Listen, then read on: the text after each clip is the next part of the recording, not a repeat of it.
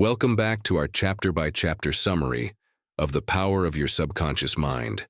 Today, we're diving into Chapter 10, How to Use the Subconscious Mind to Improve Relationships. In this chapter, Dr. Murphy teaches us how to transform our relationships using the power of the subconscious. Our subconscious mind is like a magnifying glass. It amplifies the thoughts, beliefs, and feelings we have about others. If you constantly think, "People are kind to me," your subconscious mind will guide you toward positive interactions.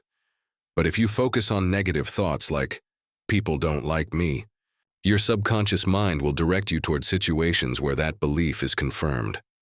Dr. Murphy offers a simple technique. Each day before interacting with others, mentally say, "I radiate love and goodwill. I attract positive relationships." As you do this, feel the love and positivity flowing toward you and others. When you change the way you think about relationships, your subconscious will shift your reality. You'll notice better communication, understanding, and harmony. The key takeaway: your thoughts create your relationships. By choosing positive, loving thoughts, you can transform your connections with others.